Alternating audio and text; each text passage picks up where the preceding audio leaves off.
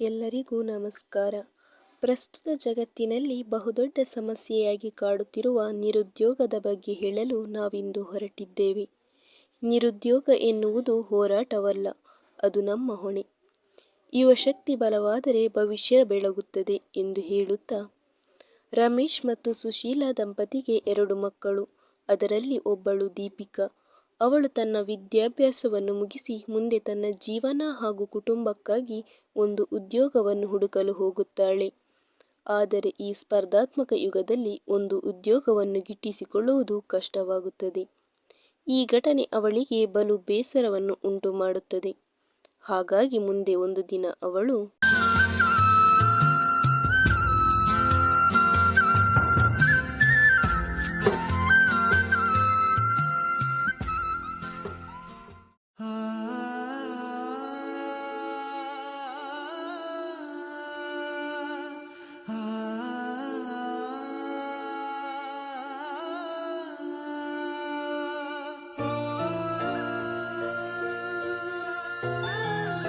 ಯಾಕಮ್ಮ ಯಾಕೆ ಹೀಗೆ ಮಾಡ್ತಿದ್ಯಾ?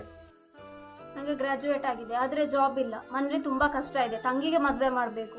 ನಾನು ಸತ್ರ 5 ಲಕ್ಷ ಸಿಗ್ತದೆ, ಅದರಿಂದ ಅವರಿಗೆ ನನ್ನ ತಂಗಿಯ ಮದುವೆ ಆದ್ರೂ ಮಾಡ್ಬೋದಲ್ವಾ? ಒಂದು ನಿಮಿಷ, ನನ್ನ ಜೀವನದಲ್ಲೂ ಒಂದು ಘಟನೆ ನಡೆದಿದೆ. ಅದನ್ನು ಕೇಳಿ ನಿಮಗೆ ಸೂಸೈಡ್ ಮಾಡಬೇಕಂತ ಅನಿಸಿದರೆ ಸೂಸೈಡ್ ಮಾಡ್ಬೋದು, ನಿನ್ನಿಷ್ಟ. ನನಗೂ ಒಬ್ಬ ಫ್ರೆಂಡ್ ಇದ್ದ. ನನ್ನ ಜೀವನ ಅವನೇ, ನನ್ನ ಉಸಿರು ಅವನೇ. ಒಂದೊಂದು ಘಟನೆ ಹೇಳ್ತೀನಿ, ಕೇಳಿಸ್ಕೊ. ಅವನ ಹೆಸರು ದೀಕ್ಷಿತ್. ನನ್ನ ಜೀವಕ್ಕೆ ಜೀವನೇ ಆಗಿದ್ದ. ಒಂದೇ ತಾಯಿ ಹೊಟ್ಟೆಯಲ್ಲಿ ಹುಟ್ಟಿಲ್ಲ ಅಂದರೂ ಯಾವುದೇ ರಕ್ತ ಸಂಬಂಧಕ್ಕೂ ಕಡಿಮೆ ಆಗಿರಲಿಲ್ಲ. ಜೊತೆಯಲ್ಲಿ ಬೆಳೆದ್ವಿ, ಜೊತೆಯಲ್ಲಿ ತಿಂದ್ವಿ, ಜೊತೆಯಲ್ಲಿ ಹಾಡುತ್ತಾ ಕುಣಿತಾ ಇಬ್ಬರು ಒಂದೇ ಕಾಲೇಜಿಗೆ ಸೇರಿಕೊಂಡ್ವಿ. ನನಗೆ ಅವನು, ಅವನಿಗೆ ನಾನು, ಅಷ್ಟೇ ನಮ್ಮ ಪ್ರಪಂಚ ಆಗಿತ್ತು. ನಮ್ಮಿಬ್ಬರ ಮಧ್ಯೆ ಗೆಳೆತನದಲ್ಲಿ ಯಾವುದೇ ತರಹದ ಜಗಳ, ಕೋಪ, ಕಿತ್ತಾಟ ಏನೇ ಇದ್ರೂ ನಾವಿಬ್ಬರು ಯಾವುದೇ ಒಂದು ಕಾರಣಕ್ಕೂ ದೂರ ಆದವರೇ ಅಲ್ಲ. ಅದೇನೋ ಗೊತ್ತಿಲ್ಲ, ಅವನಂದರೆ ನನಗೆ ಹುಚ್ಚು ಪ್ರೀತಿ. ನನಗೋಸ್ಕರ ಯಾವುದೇ ರಿಸ್ಕ್ ತೆಗೊಳ್ಳಿಕ್ಕೂ ರೆಡಿಯಾಗಿದ್ದ. ಆದರೆ ಅವನಿಗೆ ಕೊನೆಯದಾಗಿ ಒಂದು ಆಸೆ ಇತ್ತು, ಬೇಗ ಲೈಫಲ್ಲಿ ಸೆಟ್ಲ್ ಆಗಬೇಕು ಅನ್ನೋ, ಏನಾದರೂ ಅಚೀವ್ ಮಾಡಬೇಕು, ತನ್ನ ಫ್ಯಾಮಿಲಿಯನ್ನು ತುಂಬ ಚೆನ್ನಾಗಿ ನೋಡಿಕೊಳ್ಬೇಕು ಎನ್ನುವ ಆಸೆ ಇತ್ತು. ಹೀಗೆ ಭವಿತ್ ಮತ್ತು ದೀಕ್ಷಿತ್ ಇಬ್ಬರು ಅವರ ವಿದ್ಯಾಭ್ಯಾಸ ಮುಗಿಸಿದರು. ನಂತರದ ಜೀವನಕ್ಕೆ ಒಂದು ದಾರಿ ಹುಡುಕಿಕೊಂಡು ಹೊರಟರು. ದೀಕ್ಷಿತ್ ಒಂದು ದೊಡ್ಡ ಕಂಪನಿಗೆ ಇಂಟರ್ವ್ಯೂಗೆ ಅಂತ ಹೋಗ್ತಾನೆ. ಅಲ್ಲಿ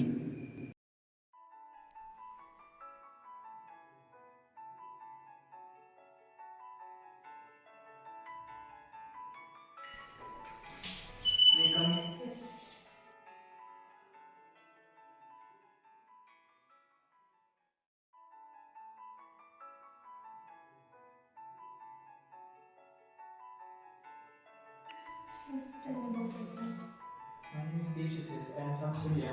I have completed my bachelor degree at Bellary.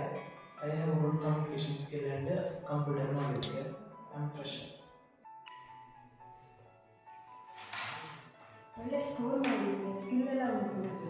ಡೈರೆಕ್ಟಾಗಿ ಮ್ಯಾಟ್ರಿಗೆ ಬರ್ತೇನೆ. ಎಷ್ಟು ಕೊಡ್ತೀವಿ? ಸಾರಿ ಮೇಡಮ್, ಅರ್ಥ ಆಗಿಲ್ಲ. ಅಂದರೆ ನಿಮಗೆ ಗೊತ್ತಿರೋದೆ, ನಿಮಗೆ ಜಾಬ್ ಬೇಕಂತಿದ್ರೆ ನೀವು ಎಷ್ಟು ಲಂಚ ಕೊಡೋಕ್ಕೆ ರೆಡಿ ಇದ್ದೀರಾ? ಲಂಚ ಯಾಕೆ ಮೇಡಮ್? ನೀವು ಕೇಳಿದ್ದಕ್ಕೆಲ್ಲ ಆನ್ಸರ್ ಮಾಡಿದ್ದೇನೆ. ಗುಡ್ ಅಂತ ಹೇಳಿದ್ದೀರಿ ಮೇಡಮ್, ಮತ್ತೆ ಲಂಚ ಕೇಳಿದ್ದೀನಿ.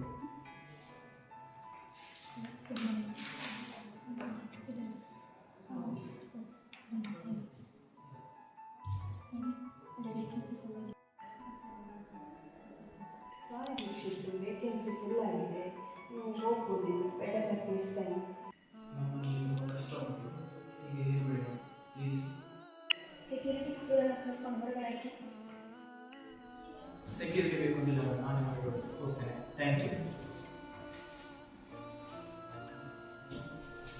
ಮೊದಲ ಪ್ರಯತ್ನನೇ ವ್ಯರ್ಥ ಆಯಿತು ಅಂತ ಸ್ವಲ್ಪ ಬೇಜಾರು ಪಡ್ಕೊಂಡ. ಬೇರೆ ಕಡೆಯೂ ಕೆಲಸಕ್ಕೆ ಪ್ರಯತ್ನ ಪಟ್ಟ. ಆದರೆ ಉತ್ತರ ಮಾತ್ರ ಒಂದೇ, ಕೆಲಸ ಇಲ್ಲ. ದೀಕ್ಷಿತ್ ಮಾನಸಿಕವಾಗಿ ಕುಗ್ಗೋಕೆ ಶುರುವಾದ.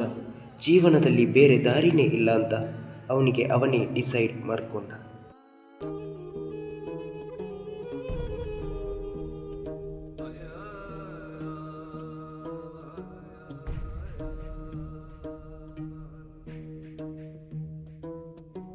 ಸಾಗರದ ಅಲೆಗೂ ದಣಿವು, ಪರ್ವತಕ್ಕೂ ಬೀಳೋ ಭಯವು, ಮಳೆಯ ಹನಿಗೂ ಬಂತು ನೋಡುದ, ಶಶಿಗೆ ಕಳಚಿ ಮುಚ್ಚಿ ಹೋಯಿತು ಖುಷಿಯ ಸ್ನೇಹ. ಹಾರಾಡೋ ಮೋಡವೆಂದು ರೆಕ್ಕೆಗಳ ಮುರಿದುಕೊಂಡು ನಿಂತಿದೆ ಮಂಕಾಗಿ ಸುಮ್ಮನೆ. ತಂಗಾಳಿಯಂಗಳವು ದಂಗಾಗಿ ದೀಕ್ಷಿತ್ ಸತ್ತ ಮೇಲೆ ಅವನ ಕುಟುಂಬಕ್ಕೆ ಯಾರೂ ದಿಕ್ಕಿಲ್ಲದೆ ಆಯಿತು. ನನ್ನ ಮನಸ್ಸಿಗೂ ತುಂಬ ಬೇಜಾರಾಯಿತು. ಸಮಾಜದಲ್ಲಿ ಇವನ ಥರ ಎಷ್ಟೋ ಜನ ಇದ್ದಾರೆ. ನನ್ನನ್ನು ಉದಾಹರಣೆಗೆ ಅವರು ತಗೊಳ್ಬೇಕು. ಅವತ್ತು ನಾನು ಓದಿದ್ದ ಕ್ವಾಲಿಫಿಕೇಷನಿಗೆ ಯಾವ ಕೆಲಸನೂ ಸಿಕ್ಕಿಲ್ಲ. ತುಂಬ ಹಳೆಯದೆ, ಎಲ್ಲಿ ಹೋದರೂ ಯಾವ ಕೆಲಸನೂ ಸಿಕ್ಕಿಲ್ಲ. ಅವತ್ತೇ ಡಿಸೈಡ್ ಮಾಡಿದೆ, ಚಿಕ್ಕದಾಗಿ ಒಂದು ಶಾಪ್ ಓಪನ್ ಮಾಡಿದ್ದೆ. ಆ ಶಾಪ್ ಓಪನ್ ಮಾಡಿ ಇವತ್ತು ಈ ಸ್ಥಾನದಲ್ಲಿ ನಿಂತಿದ್ದೇನೆ. ತುಂಬ ಅಂಗಡಿಯಲ್ಲಿ ಕೆಲಸ ಹುಡುಕಿದೆ, ಎಲ್ಲೂ ಸಿಗಲಿಲ್ಲ. ಕೊನೆಗೆ ನಾನೇ ಒಂದು ಚಿಕ್ಕದಾಗಿ ಶಾಪ್ ಶುರು ಮಾಡಿದೆ.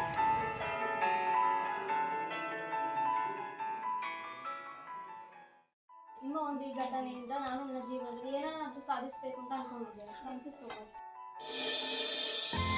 ಈ ಘಟನೆಯನ್ನು ನೋಡಿದ ನಿಮಗೆಲ್ಲರಿಗೂ ನಾನು ತಿಳಿಸೋದು ಒಂದು ಸಂದೇಶ ಏನೆಂದರೆ, ಓದಿರೋರಿಗೆಲ್ಲ ಕೆಲಸ ಸಿಗಲ್ಲ, ಹಾಗೆಯೇ ಅರ್ಹತೆ ತಕ್ಕನಾಗಿಯೂ ಕೆಲಸ ಸಿಗಲ್ಲ. ಕಾರಣ ಮಾನವ ಸಂಪನ್ಮೂಲ ತಂತ್ರಜ್ಞಾನವನ್ನು ಅಳವಡಿಸಿಕೊಂಡಿರೋದು, ಭ್ರಷ್ಟಾಚಾರ ಇತ್ಯಾದಿ.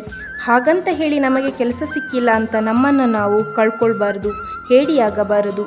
ನಾವೇ ಸ್ವಯಂ ಉದ್ಯೋಗ ಕಂಡುಹಿಡಿದುಕೊಂಡು ಸಾವಿರಾರು ನಿರುದ್ಯೋಗಿಗಳಿಗೆ ಕೆಲಸ ಕೊಟ್ಟು ನಮ್ಮ ಕಾಲ ಮೇಲೆ ನಾವು ನಿಂತು ನಮ್ಮನ್ನು ನಂಬಿದವರನ್ನು ನೋಡಿಕೊಂಡು ಸಮಾಜಕ್ಕೆ ಮಾದರಿಯಾಗಬೇಕು. ಜೀವನದಲ್ಲಿ ಗುರಿ ಅಥವಾ ಕನಸು ಅಂದರೆ ನಿದ್ದೆ ಮಾಡುವಾಗ ಬರುವುದಲ್ಲ, ನಿದ್ದೆ ಮಾಡದೇ ಇರೋ ಹಾಗೆ ಮಾಡುವಂಥದ್ದು. ಧನ್ಯವಾದಗಳು.